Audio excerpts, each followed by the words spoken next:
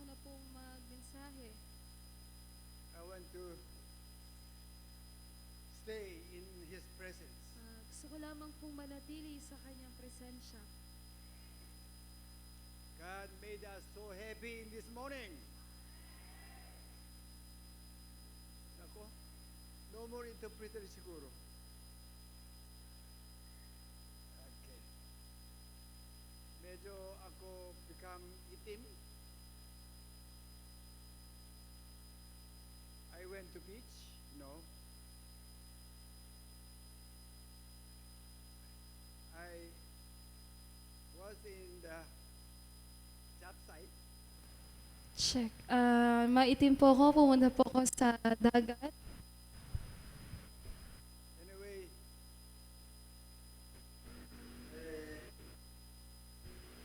for 4 days, yes, Monday to Thursday, up to Friday morning, Sa 4 na araw po, mula Monday hanggang po Thursday, I stayed with Katutubo. ako po ay nanatili kasama ng mga Actually, wilderness life. At sa katunayan, parang buhay po sa ilang.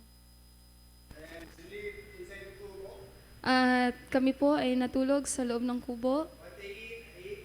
Kung ano man po yung kinakain nila, yun po yung kinakain ko. No kuryente, no wifi. Wala pong kuryente, wala pong wifi. I got so many messages from God. At nakakuha po ko ng maraming mensahe po mula sa Diyos. But when I see their faces, it seems they're so happy. Pero pag tinitingnan ko po yung mga mukha nila, mukha po silang masasaya. Whatever they have to eat. Anuman po yung meron sila, yun po yung kinakain nila. Sometimes I eat also talbos ng kamote. At minsan po, ang nakakain ko din po yung talbos ng kamote. Ayun lang, okay, whatever. Kahit yun lang po, ayos na po yun. I don't know why they didn't wash their faces every morning.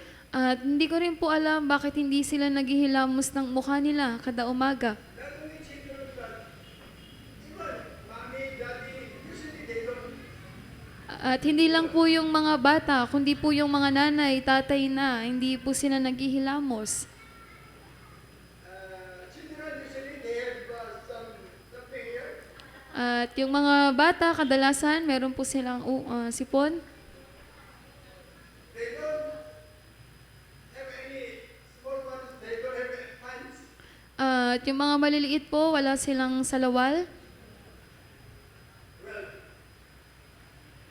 why I'm telling you, it's related with the message today. At kung bakit ko po ito sinasabi sa inyo, dahil ito po ay may koneksyon sa mensahe po para ngayong umaga. Why they have their life in that situation? At bakit po ganun yung buhay nila sa ganong sitwasyon? Because their parents, father and mother, is dead. Dahil yung kanilang mga magulang ay naroon, ganun po yung kinalakihang buhay. Why you are here? At bakit po kayo narito? Your father, your mother is here. Dahil yung inyong nanay, tatay, yung inyong mga magulang ay narito po. Then, why you are here? This church? At bakit po kayo narito sa simbahang ito? Because we are his children. Dahil tayo po ay kanyang mga anak. That's what we clarify our identity. At yun po yung pagkakalinaw po sa ating pagkakakilanlan. Last week, the first message for the 2025, At nung nakaraang linggo nga po, yun po yung unang mensahe para sa taong 2025. let me check you out. Tingnan ko po, suriin ko po kayo. What was the title? Ano po yung pamagat?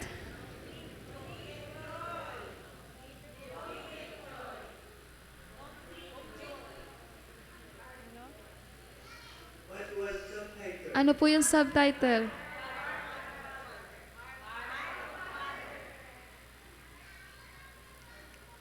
Baliktad today.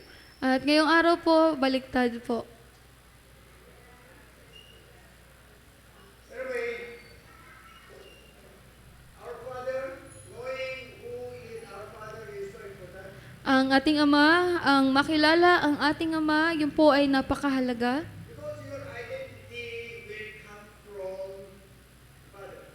Dahil yung inyong pagkakakilanlan ay magmumula po kung sino po yung Ama. How you could be happy? Paano po kayo magiging masaya? How will you know your identity? At paano mo rin malalaman ang iyong pagkakakilanlan? We talk about what is eternal life. Pinag-usapan na po natin kung ano po yung buhay na walang hanggan. What is not going to heaven is eternal life. Ang nasa isip natin noon, ang buhay na walang hanggan, yun po ay ang punta sa langit. Look at here. Give your attention to me. Okay? If you will not listen, well, you cannot be happy. Kung di po kayo makikinig, di po kayo magiging masaya. So, what Bible says eternal life is, At ano nga po ba yung sinasabi ng Biblia tungkol sa kung ano po yung buhay na walang hanggan? why you cannot answer me? What? Knowing Father. Ang makilala ang Ama at ang makilala si Jesucristo. We know who is our Father. Kaya kailangan po nating makilala kung sino po ang ating Amang nasa langit. The children, they cannot in Kagdugo, in Paluan, but Yung- nobody gets English. Yung mga bata po dun sa Palawan, sa mga katutubo, wala pong kayang magsalita ng Ingles. Why? The parents didn't send them to the school. Bakit po? Kasi yung kanilang mga magulang, hindi naman sila pinag-aral. How you are educated? At paano po kayo na nangyari na may pinag-aralan kayo? Your parents knew education is very important. Dahil alam po ng inyong mga magulang na mahalaga po yung pag-aaral. That's why knowing who is our Father is the source of to be happy. Kaya yung makilala po yung ating Ama, yun po yung pagmumulan ng ating kasiyahan. Father, we are His children. Ang Ama at tayo po ay kanyang mga anak. Father, His children become just like Him. At ang Ama, nais po niya na ang kanyang mga anak ay maging katulad niya. Amen. That's actually heart of Father. At sa katunayan, yun po yung puso ng Ama. If you, parents, you want your children to be better than you. Kahit kayo mga magulang, nais nyo na yung inyong mga anak ay mas maging magaling po sa inyo. Amen. Yes, all the time, that's why you pray for your children. Palagi, yun po yung gusto ninyo at pinapanalangin nyo para sa inyong mga anak. But God Father is perfect. At ang ating Ama ay perpekto, That's why He wanted to be just like Him. kaya nais niya na maging katulad niya kayo. Amen. That's why subtitle are two. Kaya dalawa po yung subtitle. We are His children as Father is Son. Una, yung tayo po ay kanyang mga anak. At ikalawa, siya ang ating Ama at tayo ay kanyang anak. Don't forget, God wants you to be happy. Huwag niyo pong kalimutan, nais po ng Ama, ng Diyos, na kayo po ay maging masaya. God wants bless you. Nais po ng Diyos na kayo po ay pagpalain. Amen. There is no changes at all. Wala pong pagbabago po doon. His heart is all the time the same. Yung kanyang puso po ay palaging parehas. That's why we call He is faithful. Kaya tinatawag natin siya na siya po ay tapat. What they review? Pagbabalik tanaw po ng kaunti. They talk about this one. Nung nakaraang linggo, napag-usapan po natin ito. So, today we talk about this matter more in detail. At ngayong araw, mas pag-uusapan po natin ng detalyado. Image like this is God's seed. Yung image, ang wangis at tulad nga po ng Diyos, yun po yung buto ng Diyos. The review. Pagbabalik tanaw na lamang po. Please pray for yourself in your mind. At pakiusap po, ipanalangin po ninyo yung inyong mga sarili sa inyong isip. This is not only will be the information, but it will be your experience. Na hindi lamang ito manatiling impormasyon sa inyo, kundi ito po ay maranasan po ninyo. How God At paano nga po kayo ginawang awesome ng Diyos? We are still His children, Tayo po ay kanyang mga anak. but we cannot use His prosperity. Ngunit hindi pa po natin magamit yung kanyang kasaganahan. Other word, prosperity, in other words, is His kingdom. Sa ibang salita, nung kasaganahan na yon, yung po yung kanyang kaharian. The abundance of God, we children cannot use. Yung kasaganahan nga po ng Diyos, kung ano yung meron siya, tayo na mga anak niya, hindi pa po yun magamit. Newborn dreams cannot use anything of King.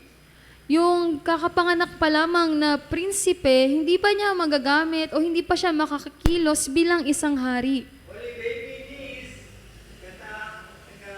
saya. Dahil ang isang sanggol, ang kailangan pa lamang niya ay mga gatas at diaper. But King has everything, but baby cannot use it. At kahit pa yung hari, meron na siya ng lahat, yung sanggol na yon hindi niya magagamit pa yon. That's why, as one of the subtitle for today, as a father, as son. Kaya katulad ng isang subtitle ngayon, kung ano yung ama, yun din yung anak. Children must grow as what father is. Na yung isang anak, kailangan niyang lumaki na katulad ng kanyang ama. Last week, we got some instructions. Noong nakaraang linggo, nakakuha po tayo ng mga instructions. That's why God put some perfect condition, let the children grow. Kaya ang Diyos naglagay siya ng perpektong lugar para lumago yung kanyang anak. That's why God said, don't stay as infants, Kaya sinabi ng Diyos, huwag kayo manatiling mga sanggol. but you must grow as Jesus infant.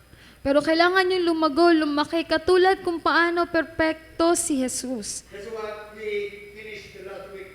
Yun po yung natapos natin nung nakaraang linggo. Today, we will talk about more detailed matters. At ngayong araw, pag-usapan po natin yung mas detalyado. This is Genesis chapter 126. At ito po yung sa Genesis 1:26. Since 2008, we talk about this matter.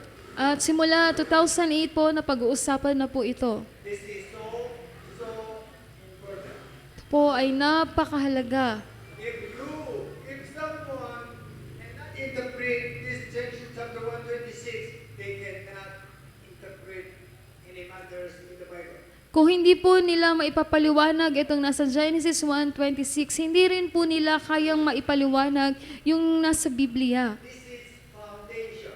Ito po yung pundasyon. This is what God declared why He created everything. Ito po yung pagdedeklara ng Diyos kung bakit po niya nilikha ang lahat. This is why in chapter 126, word by word must be interpreted. Kaya sa Genesis 1:26, kada salita ay dapat po na maipaliwanag. Yes. This Genesis chapter 126 contains His will, purpose, and His intention. At sa Genesis 1:26 nga po nakapaloob yung kanyang nais, yung kanyang layunin at yung kanyang intensyon. Why God created everything? Na kung bakit po nilikha ng Diyos ang lahat What God want His creation do? at kung ano po yung nais ng Diyos na gawin ng kanyang mga likha. That's why Genesis chapter 126 is the first statement of At yung Genesis 1:26 nga po, yun po yung kauna-unahang kapahayagan po ng So Diyos. we call the manual of creator. At tinatawag din po yan na yan po yung manual ng manlilikha. That's why if you didn't study manual, then you cannot use any product. Kaya kung hindi mo po pag-aaralan yung manual, hindi mo magagamit ng maayos yung isang produkto. Sorry. This is what? First, and God will read Genesis chapter 126. And God said, "Let us make man in our image, after our likeness, and let them have dominion." Up to that point. God said, let us make man in our image and likeness. At sinabi nga ng Diyos na tayo ay gumawa ng tao ayon sa ating buwangis at tulad. That was Ayan po muna yung pag-aaralan natin. Usually what we do, every January first week, we study this month. At yung madalas po natin ginagawa, kada unang linggo po ng January, pinag-aaralan po nating muli yan. This one will indicate right direction. At ito po yung magsasabi kung ano po yung tamang direksyon. One day, yes, maybe tonight or tomorrow morning, we go to the Mindoro again. Siguro po mamayang gabi o bukas ng umaga pupunta ulit ako ng Mindoro. I give them drawing and instructions how to put hollow block or column, whatever. Gumawa po ako ng drawing kung paano po maglagay ng hollow blocks o ng poste. Sometimes I find out wrong to do. At minsan po may nakikita pa rin po akong maling gawa. I said, this portion is a window, At sinabi ko, ito yung bintana, but then put hollow block. pero nilagyan nila ng hollow blocks. Meaning, I have to remove it. Ibig sabihin po nun, kailangan kong tanggalin yon. What we do is secondary, Ang ginagawa po natin, yun po yung secondary. but direction is first. Pero yung direksyon, yun po yung una dapat. Why wrong direction will make wrong product also. Kaya kung mali yung direction mo, ibig sabihin, mali din yung magiging produkto, yung kalalabasan. Genesis chapter 1:26 will give us correct direction. Kaya yung Genesis 1:26, yan po yung magbibigay sa atin ng tamang direksyon. Kasi, let us make man in our image after our likeness. At sinabi nga po ng Diyos, tayo ay lumikha ng tao ayon sa ating wangis at tulad. So, there are some red letters. At meron pong ilan ng mga salita na nasa pulang letra. Ano po yun? What is the man? Image. Even if you understand what is the meaning of image and likeness, then you upgrade your identification. At kahit pa po naunawaan mo na yung ibig sabihin ng image at likeness, dapat po mas taasan mo pa, i-upgrade mo pa yung pagkakakilanlan mo. Image, as you see, character and personality. At tulad ng nakikita nyo, yung ibig sabihin po ng image, yan po yung character at personalidad. You received the seed of image of your physical parents. At kayo po, natanggap ninyo yung wangis ng physical po ninyong mga magulang. What you are now is from actually your physical parents. At kung ano po kayo ngayon, sa katunayan, yan po ay mula sa inyong mga physical na magulang. Why you are so hot-tempered or how you are so humble or you are so kind, usually inherited from your parents. At kung kayo po ay maiksi lang yung pasensya o mabait po o mapagkumbaba, madalas po yung mga ganong ugali ay nakukuha po sa magulang. Matter of personality of your parents, we call it image. Kung ano po yung personalidad ng inyong magulang, yun po yung tinatawag na image o wangis. That's why we are the product of our parents. Kaya tayo po yung produkto ng ating mga magulang. Your children is product of yourself. At yung inyong mga anak, yan po yung produkto ng inyong mga sarili. That's why image is what? Character or personality. Kaya po yung image, yan po yung character at personality. That's why we children of God, of course, we have character and personality of God. At tayo po bilang mga anak ng Diyos, syempre po meron din po tayong character at personality po ng Diyos. If you are real child of your parents, you must prove through image and likeness. Kung kayo nga ay tunay na anak ng inyong mga magulang, dapat mapatunayan yon sa inyong wangis at tulad.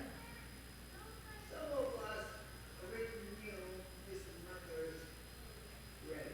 Yung ilan po sa atin, alam na po itong mabuti, itong mga bagay na to.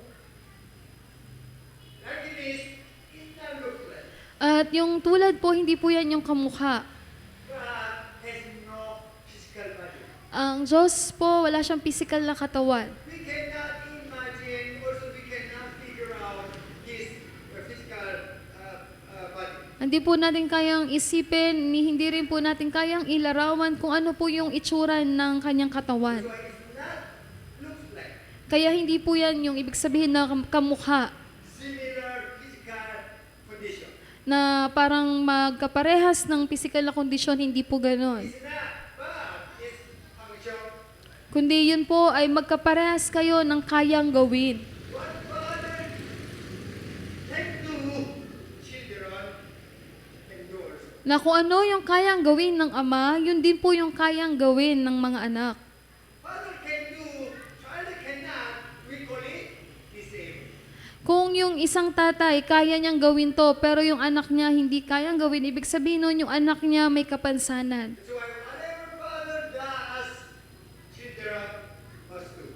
Kaya kung ano man yung ginagawa ng ama, dapat yun din yung gawin ng mga anak. That's why God said, okay, let us make man, human, in our image, in our likeness. Kaya nga po sinabi ng Diyos, halina, tayo ay lumikha ng tao ayon sa ating wangis at tulad. So that my children will have my personality or character, also they will have my function like. Nang sa gayon, yung ating magiging mga anak ay magkakaroon ng ating karakter at personalidad at kung ano yung kaya nating gawin ay magagawa din nila. Image plus likeness before DNA. At yung image at yung likeness, pag pinagsama, yun po yung tinatawag na DNA. Okay? You older ones, you must answer what is DNA. At kayo po, sagutin nyo kung ano yung DNA. Older ones answer. Children love. Only one, two, three. I thought you know it. DNA. It's elements, all elements of origin. Yung DNA po, ito po yung lahat ng elemento ng iyong pinagmulan. Sometimes there is an argument. At minsan po may pagtatalo. For example, use the doubt, am I your child of Pastor Clark? Halimbawa, si Kuya, nag-aalangan siya, talaga bang tunay akong anak ni Pastor Park? Maybe I am adopted. Baka ampun lang ako. Then, how I can prove he is my physical real child? At paano ko mapapatunayan na siya nga ay pisikal at sarili kong anak? Then, they will get my some hair. Also, they will get some hair of yourself. Ang gagawin po nila, kukuha sila ng ilan na buhok ko at ganoon din kay Kuya. They check my DNA. Also, they will check DNA of Yusuf. Titingnan nila yung DNA ni Pastor, titingnan din nila yung DNA ni Kuya. 99.9% same. Na 99.9% magkaparehas, magkatulad. Oh, adopted. Oh, sorry. It's different. Kung ampun lang siya, magkaiba po yun. I'm a little bit disappointed. You have to study what DNA. Ang mga youth, pag-aralan nyo kung ano yung DNA. Anyway, we have same elements of food, or same four elements of God. At tayo nga po ay meron na elemento, kung ano yung elemento na meron yung kabuuan po ng Diyos. If you have manga seed, Kung meron kang buto ng mangga, then manga contains DNA of original manga. at yung buto ng mangga na yun, ibig sabihin doon, nakapaloob doon yung mga elemento, yung origin, yung DNA ng pinagmulan niya na puno ng mangga. That's why the seed of manga will grow, and when the manga tree will bear manga, we could see same with the original. Kaya yung buto ng mangga na yun, pag naitanim, lalago, magiging puno at mamumunga din ng kaparehas na mangga. Why we understand this matter? At bakit po natin kailangan pag-aralan po ito? You must know legal matters. Kailangan mong malaman yung mga legal na bagay. We have same DNA. Meron po tayo nakatulad o kaparehas na DNA. Other Sa ibang salita, meron po tayong katulad na buto ng Diyos. Seed will grow and bear fruit will fruit what is origin. Kapag yung buto na yon ay lumago at namunga, mapapatunayan niya, maipapakita niya kung ano yung pinagmulan niya. When you see manga seed alone, you cannot guess what kind of manga. Kung buto lang ng mangga yung titignan, yung makikita ninyo, hindi mo malalaman agad kung ano bang klase ng mangga yon. It is Carabao mango or the Indian mango or apple mango. You don't know. Kung yun ba ay mangga na kalabaw o Indian na mangga o yung apple mango. Yet, seed has origin there. At yung buto na yon, meron siyang DNA nung kanyang pinagmulan. Anyway, we have seed of God. At tayo nga po ay may buto po ng Diyos. And as long as we grow, then we will become just like Father. At basta po tayo ay lumago, tayo po ay magiging katulad ng ating Ama. Why God made us? Bakit po ba tayo nilikha ng Diyos? God has plan, His purpose. That's what human have to do. Dahil ang Diyos, meron siyang plano, meron po siyang layunin, at yun po yung dapat na gawin ng sangkatauhan. Even though you cook, you wash your face, whatever you do, you have purpose. At kahit pa ikaw ay nagluluto, naghihilamos ng iyong mukha, ano man yung gawin mo, mayroon kang layunin. Even you buy something, you have a reason why you buy. At kahit nga pag ikaw ay may binibili, ibig sabihin nun may dahilan o may rason ka kung bakit mo yun binili. Why God made us.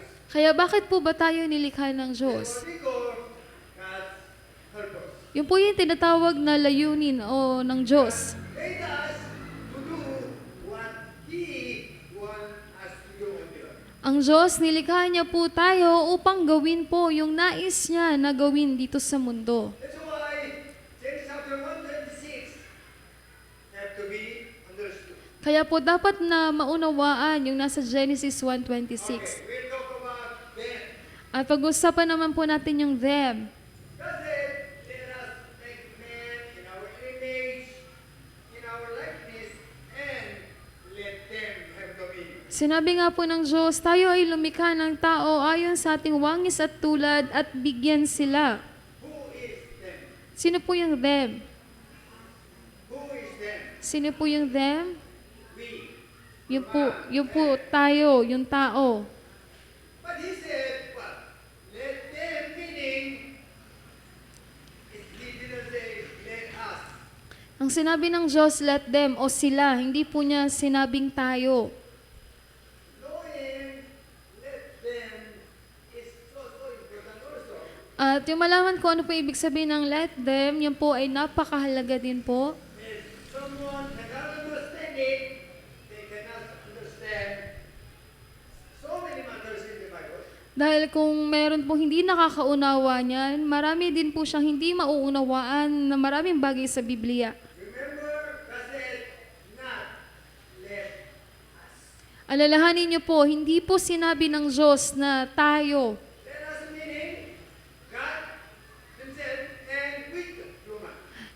Dahil pag sinabi niyang tayo, ibig sabihin nun, sinasama ng Diyos yung sarili niya, pati yung tao. But God said, let them, excluding God Himself. Pero ang sinabi ng Diyos sila, hindi siya kasama, kundi yung tao lamang. That's why God endorsed everything on the earth to the human being.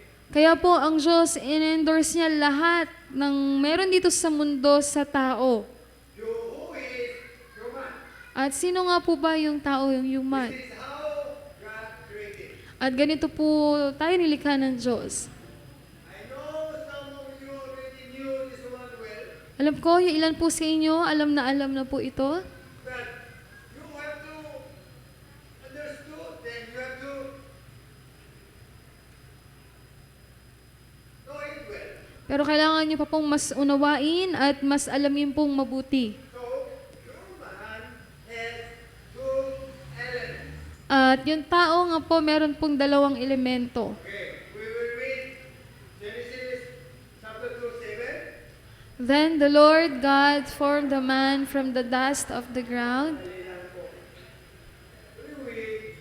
When I let you read, have to read together. Then the Lord God, pag may pinapabasa po ko, nasabihin ko basahin nating lahat, magbasa po tayong lahat. Amen? Okay, there go. Then the Lord God formed the man from the dust of the ground and breathed into his nostrils the breath of life, and the man became a living being. Okay? So, human has two elements. Yung tao nga po may dalawang elemento. What is first element? Ano po yung una? Dust. Yung alabok, yung dust. Even one word, dust, I need to preach so many weeks. At kahit po yung isang salita lang na yan na dust, kailangan kong ibahagi po yan ng ilang mga linggo pa.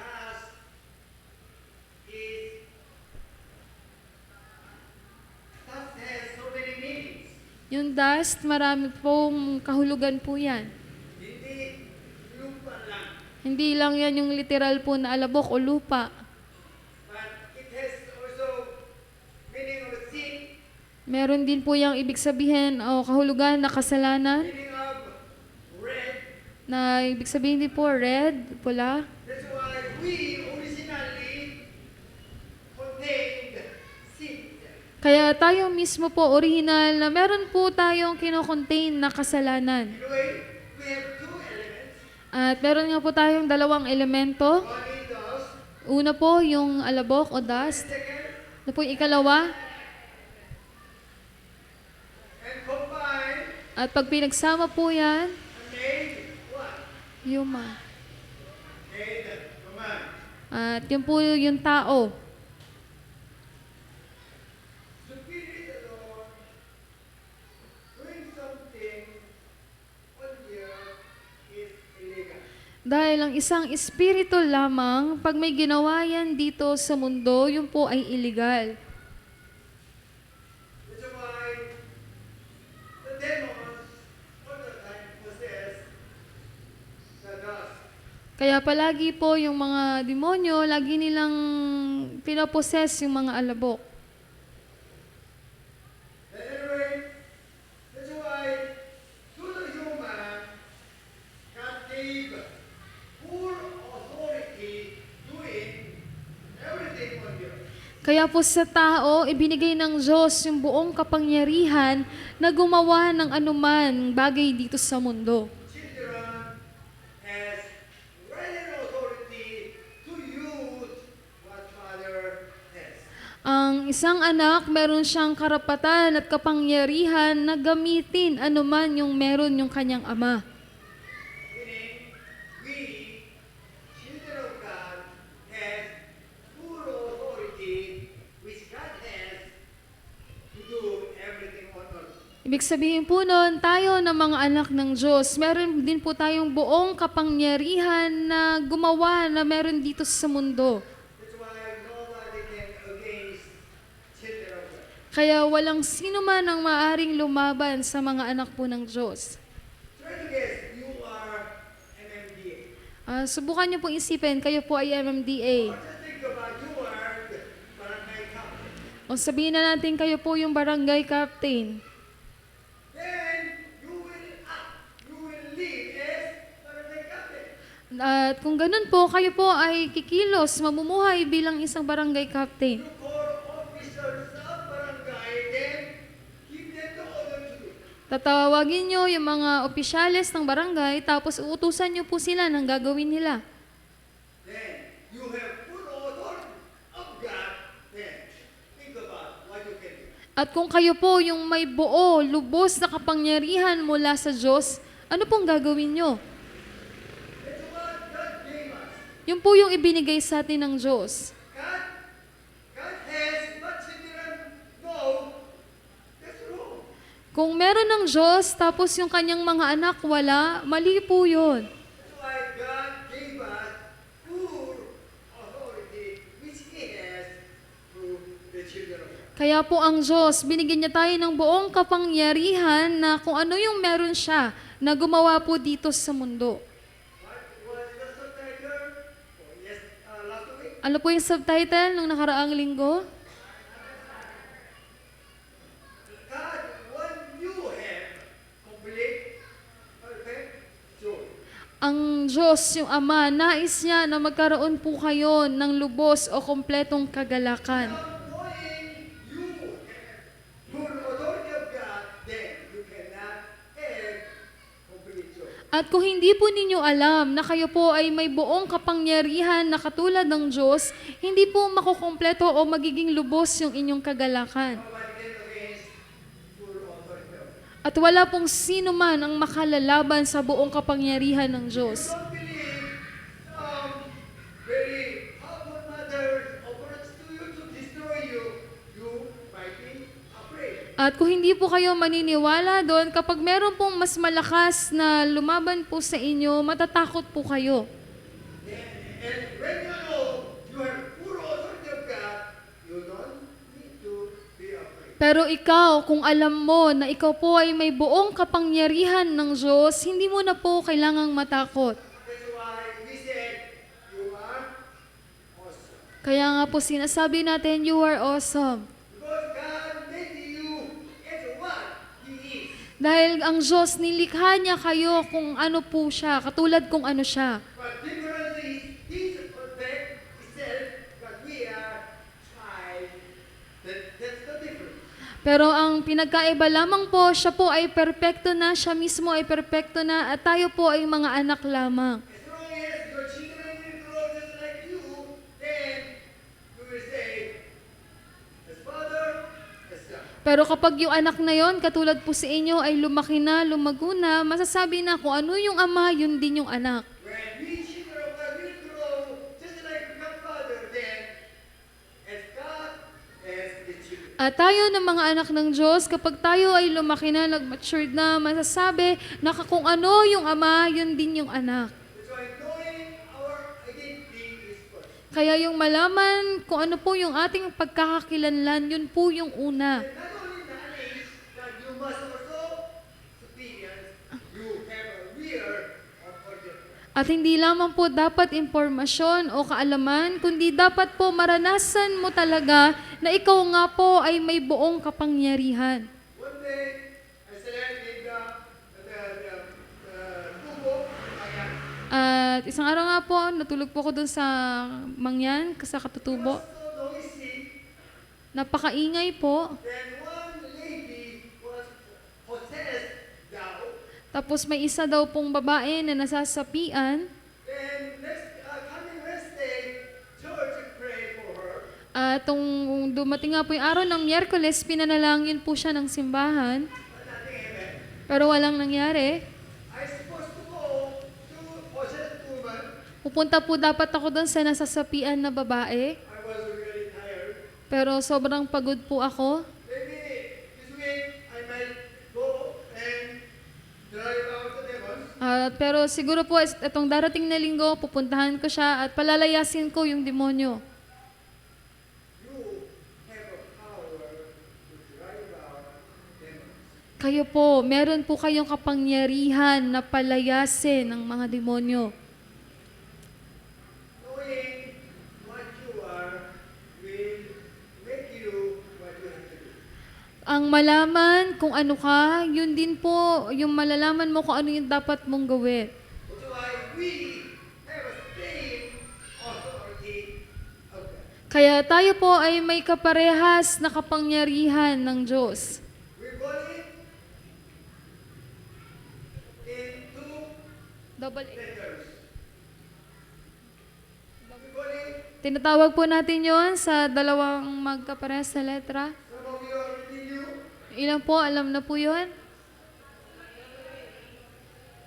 double, A. double, double. What is the first day? Ano po yung unang A? Absolute authority. We have it. Meron po tayo nun, absolute authority. You must understand first. Una, kailangan mo munang maunawaan. Also, you must experience of it. At ikalawa, kailangan nyo pong maranasan. How do will you know you have At paano nyo nga po malalaman na may double A kayo? Very easy way. You look for possess, the word possess, Napakadali lang po maghanap kayo ng nasasapian or you will go to cemetery o kaya punta kayo ng sementeryo ng gabi and welcome the all host. at i-welcome nyo lahat ng mga multo. So tomorrow morning, we will know you have double A or not. At kinaumagahan noon, malalaman mo kung may double A ka nga o wala. You will be killed or you are the one that drive them over. Kung ikaw ba yung mapapatay o ikaw yung makakapagpalayas ng lahat ng yon. You must prove yourself. Kailangan mo pong patunayan sa sarili mo. Okay, other one. Where God put the man right after He created human? At isa pa po, saan po ba inilagay ng Diyos yung tao matapos niya po itong likhain? God, this is what Bible declares. Ito po yung dineklara sa Biblia. We read. Sorry, if you will not read, from now on, I will let you stand up. Okay? At pasensya na po, simula ngayon, kung hindi po kayo magbabasa, patatayuin ko po kayo. Everybody agree. Lahat po ba sumasang-ayon? Don't be tampo, don't be, okay? We read in chapter 2, 15. Yes, yes, go. The Lord God took the man and put him in the Garden of Eden to work it and take care of it. Yes. There are some red letters. Meron po muling mga pulang letra o salita. 3 letters is so important. Yung tatlong salita po na yan ay napakahalaga.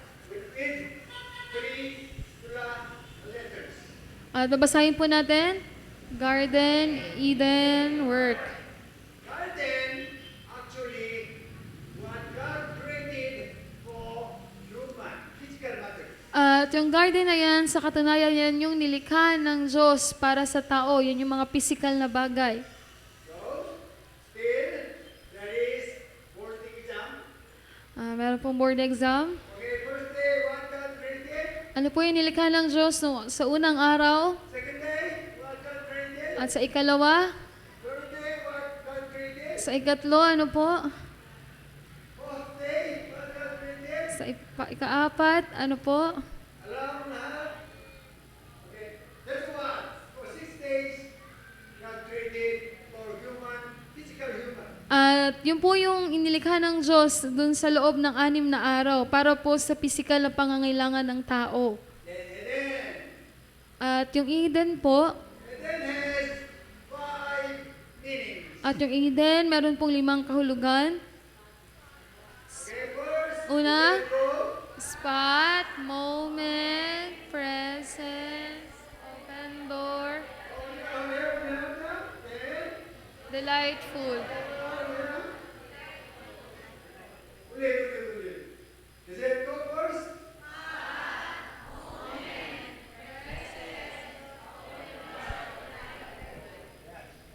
It's a perfect condition for the spiritual growth. At yan naman po yung perpektong kondisyon para po sa espiritual na paglaki o paglago.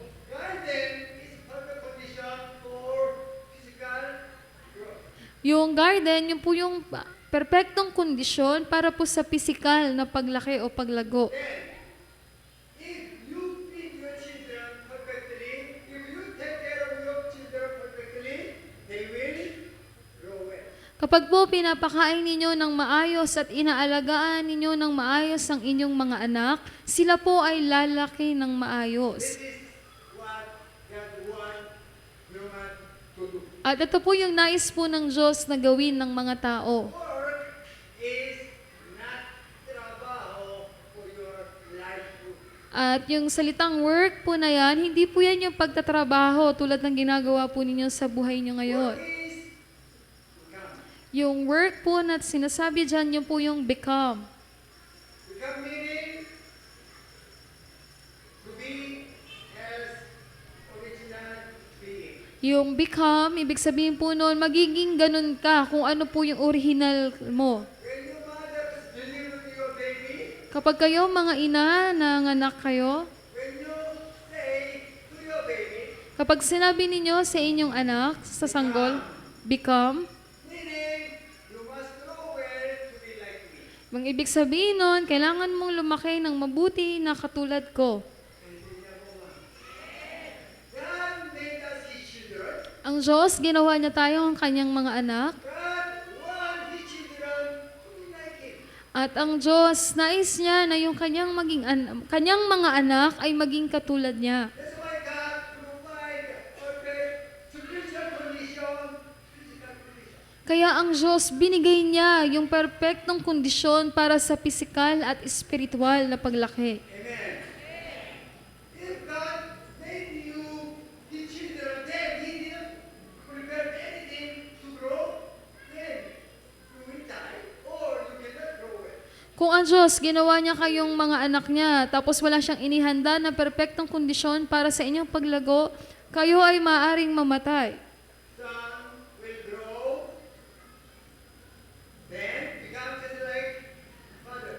Yung isang anak, siya ay lalaki at magiging katulad niya yung kanyang ama. Like in the book of yes, then the human will be just like same as father. Son. At yung tao ay magiging katulad ng Diyos, ng Ama. That's what God wants you to be like him. At yun po yung nais ng Diyos na para po sa atin na maging katulad niya. Why? God gave you this image Like this. like Bakit po? Dahil ibinigay po ng Diyos sa atin yung kanyang wangis at tulad. okay. Then be perfect. Therefore, as your heavenly Father is perfect. At sinabi niya na maging perpekto kayo katulad kung paanong perpekto ang inyong amang nasa langit. What Jesus said.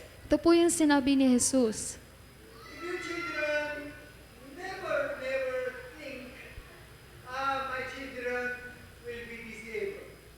Kung kayo ng mga anak, iniisip ninyo na yung mga anak ko hindi magiging may kapansanan. All the time, your parents want your children be healthy, just like you. At kayo mga magulang, ang palagi ninyong nais para sa inyong mga anak ay maging lumaking malusog.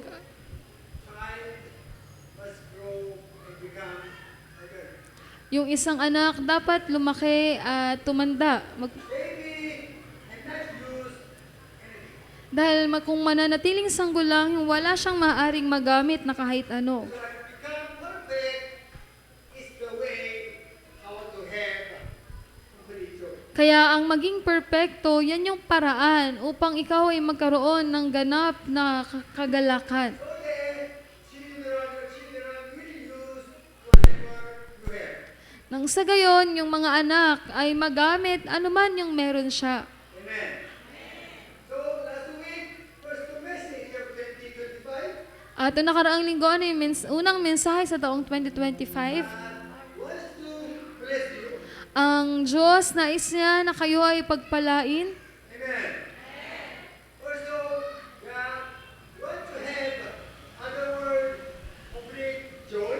At ganun din naman, ang Diyos nais niya na magkaroon kayo sa ibang salita ng ganap na kagalakan. God made you as His children. Ang Diyos, ginawa niya kayong kanyang mga anak. Children must grow so that you might have complete joy. At yung mga anak, kailangang lumago, lumaki, nang sa gayon, kayo po ay magkaroon ng ganap na kagalakan. Why God gave you this image and likeness. Bakit po ibigay ng Diyos sa inyo yung kanyang wangis at tulad? Amen.